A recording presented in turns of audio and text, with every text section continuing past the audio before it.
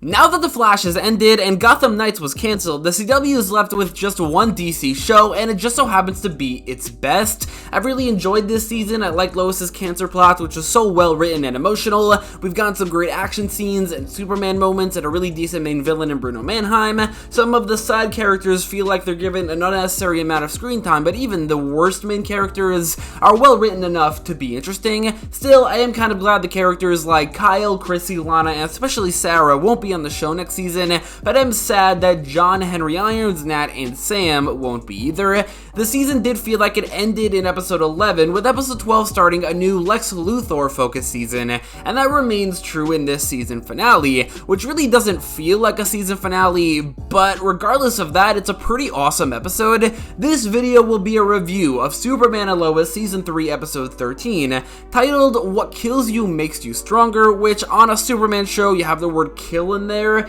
I did think that Doomsday would be in this, and he is. Right off the bat, I will say this episode felt very similar in its structure to one of the best episodes of The Flash, which was titled Enter Zoom, where most of the episode is this calm, low-stakes setup before the episode's final 10-minute epic and brutal fight scene that is the storm after the calm. This episode takes that concept and puts it into a season finale, which is a bit of a give and take, because for most of the episode, maybe even the entire thing, it doesn't feel like a season finale. It's not this thing that everything's been leading into, or one final confrontation with the main villain, and while that's not necessarily a bad thing for the episode, I couldn't help but feel like the season was maybe supposed to go on for a few more episodes, which makes sense because the season is 2 episodes shorter than the first 2. I will say though, we were very lucky that the show got picked up for a season 4 because it could have ended on a cliffhanger, which is the worst way to end a TV show. In saying all of that, a lot of the episode felt very low stakes and calm, which allowed for some very nice moments, a lot of which felt like the show was planning for a potential ending to certain characters,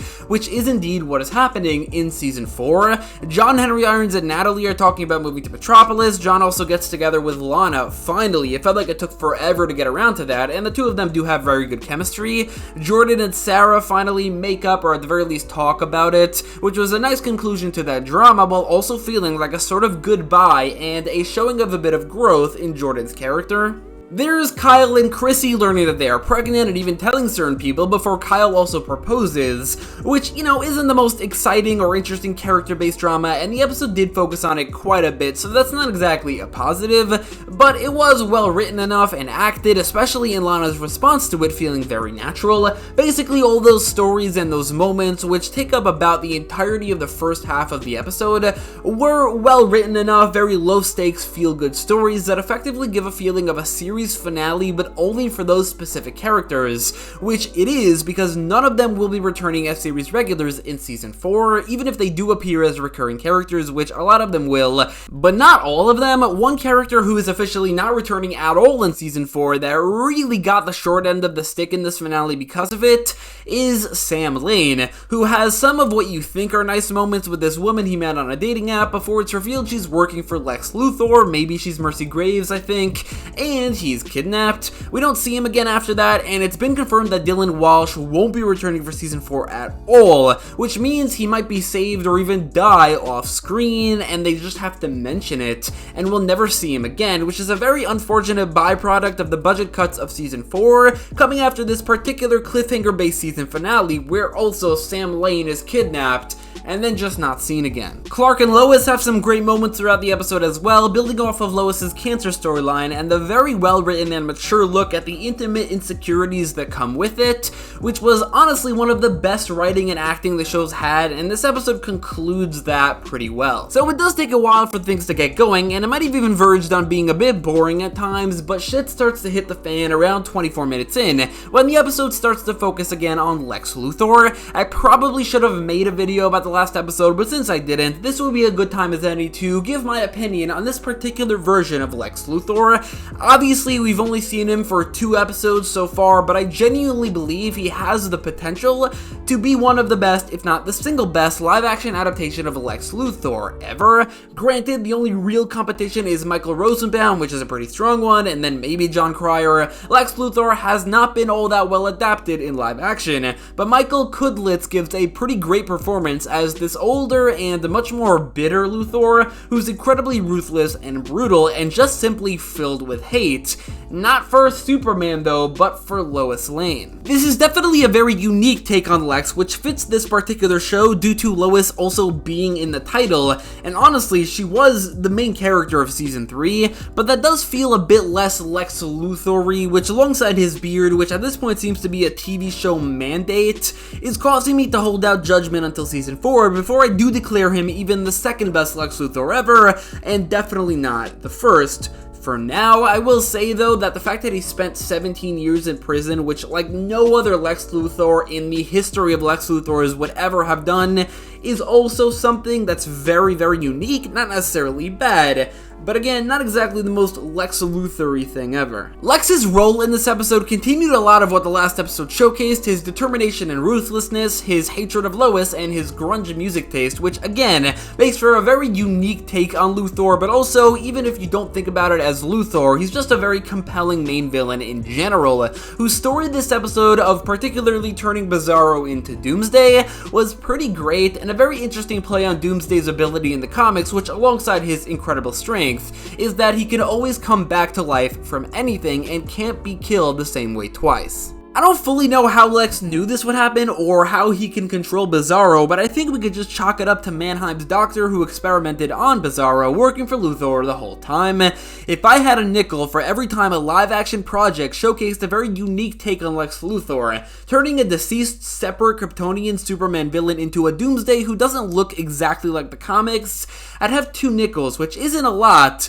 but it's weird that it happened twice. However, this episode definitely pulls it off better than BVS, since it showcased how it happened a lot more extensively, and it was foreshadowed all the way back in Bizarro's first appearance, and I think it was the first episode of season 2, when he was wearing the comic book Doomsday containment suit. Also, while they didn't actually kill Superman, or at the very least not yet, it would have worked way better than BVS, because we're very attached to this version of Superman at this point. We've known him for far longer, and we are attached to his interpersonal relationships, which is a part of what is good about this episode, and that also brings us to the good part of the episode. The last 10 or so minutes of the episode was absolutely ridiculously insane. Like, I know I talked about this in a previous Superman and Lois video, it just blows me away how this is on the CW, and I know this wasn't technically made by the CW, it's just distributed by them or whatever, and that explains the much better writing, but you'd have to imagine the budgets themselves are similar to something like The Flash,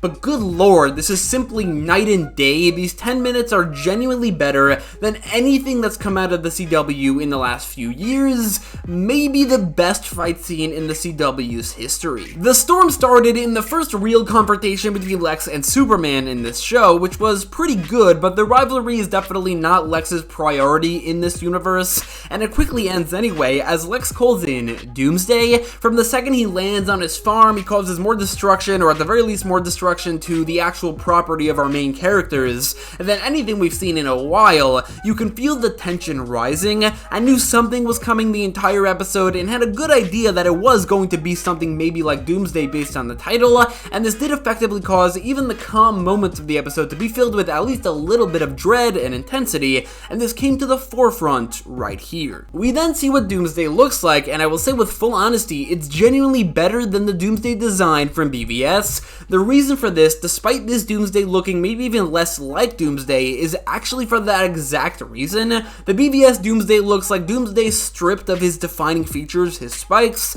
Superman and Lois Doomsday looks like a hybrid between Doomsday and Bizarro, reminding me a lot of Draga from Justice League Unlimited, with the symbol, the differently shaped or colored spikes, and uneven arms, going a long way into making this Abomination, who also kind of looks like the Abomination from The Incredible Hulk, into something that truly feels like this alternate universe take on Doomsday, and I kind of love it. It reminds me also of Morgan Edge and the Eradicator and Tal Rho. It's like this combination of different characters made into a new take on a character in Superman and Lois's world, and they really earned that, I think.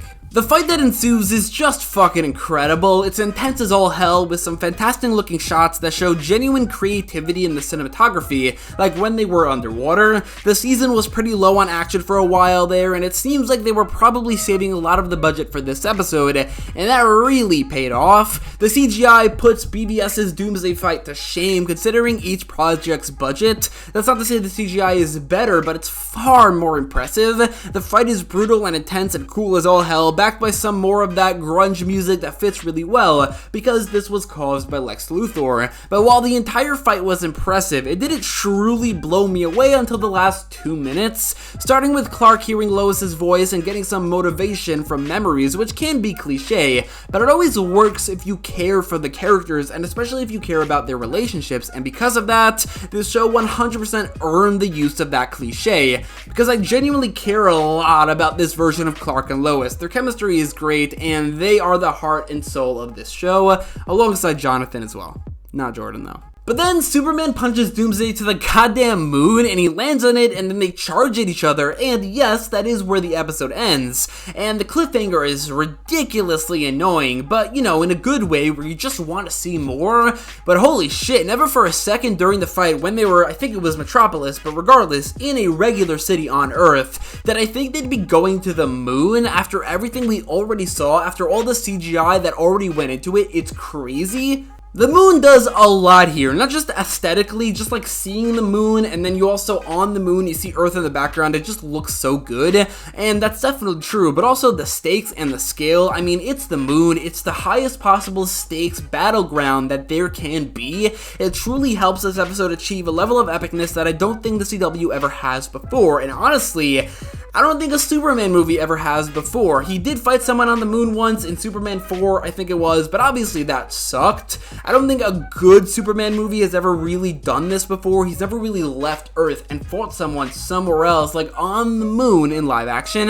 That's not to say this is the single best episode the CW has ever produced, but I think this particular fight might be the most epic battle in CW DC history, rivaling, hell, even surpassing a lot of the much higher budget DC movie fight scenes, including the Doomsday one. It blows me away, this CW show airing 1 month after The Flash's horrendous season finale, which includes some horrifyingly bad fight scenes and bad dialogue and writing.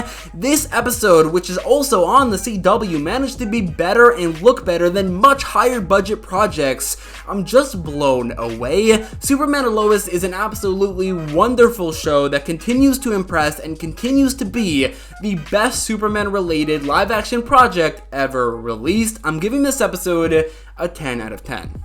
Also, on the topic of Superman and Lois, David Corenswet and Rachel Brosnahan were just cast as Clark and Lois for what I'm hoping will surpass Superman and Lois as the best Superman-related live-action project ever made, Superman Legacy. I like these castings quite a bit, if nothing else just based on looks, since I haven't seen either in anything, but I've heard nothing but good things about them, and I definitely trust James Gunn to cast the right person. It's a big week for comic books' most famous couple. Hopefully, it'll be a good decade as well.